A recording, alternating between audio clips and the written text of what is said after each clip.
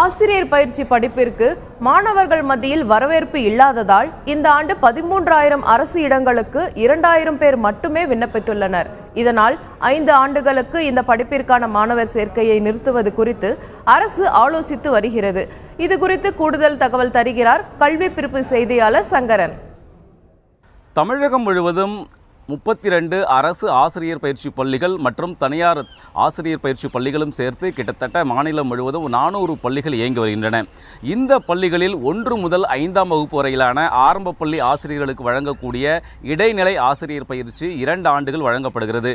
ஒரு காலகட்டத்தில், அதாவது ஒரு 10 ஆண்டுகளுக்கு முன்பு வரை 800 பள்ளிகளும் ஒரு 2 லட்சத்திற்கும் மேற்பட்ட மாணவர்களும் இந்த பள்ளிகளில் படித்து வந்த நிலையில் தற்போது இந்த படிப்பிற்கு வேலைவாய்ப்பு இல்லாததன் காரணமாக மாணவர்கள் மத்தியில் மவுசு குறைந்து தற்போது ஒரு மூடக்கூடிய ஒரு அபாய நிலைக்கு சென்றிருக்கிறது. தற்போதைய நிலவரப்படி அரசு ஆசிரியர் பயிற்சி பள்ளிகளிலேயே 2,300க்கும் மேற்பட்ட இடங்கள் இருக்கக்கூடிய நிலையில் இந்த ஆண்டு வெறும் 2,000 பேர் மட்டுமே இந்த படிப்பில் சேர்வதற்கு விண்ணப்பித்திருக்கிறார்கள். தனியார் ஆசிரியர் பயிற்சி பள்ளிகளில் எந்த அளவிற்கு மாணவர்கள் விண்ணப்பித்திருக்கிறார்கள் என்பதும் ஒரு கேள்விக்குறியாக இருக்கிறது.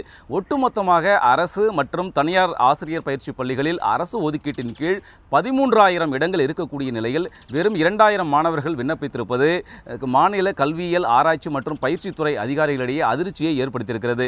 மேலும் தனியார் ஆசிரியர் பயிற்சி பள்ளிகள் ஒவ்வொரு ஆண்டும் படிப்படியாக ஒரு 50 நிறுவனங்கள் அளவுக்கு மூடப்பட்டு வருகின்றன. கடந்த ஆண்டு 40 ஆசிரியர் பயிற்சி பள்ளிகள் தனியார் பள்ளிகள் மூடப்பட்டன.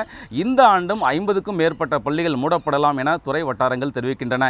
இதன் காரணமாக படிப்படியாக தனியார் பள்ளிகள் மூடப்பட்டு வருவதும் மாணவர்கள் சேர்க்கை குறைந்து வருவதும் இதையெல்லாம் கணக்கில் கொண்டு ஒரு 5 ஆண்டுகளுக்கு இந்த ஆசிரியர் பயிற்சி படிப்புகளை தற்காலிகமாக நிறுத்தி வைத்து விடலாமா என்ற ஒரு ஆலோசனையிலும் தமிழக அரசு ஈடுபட்டிருக்கிறது.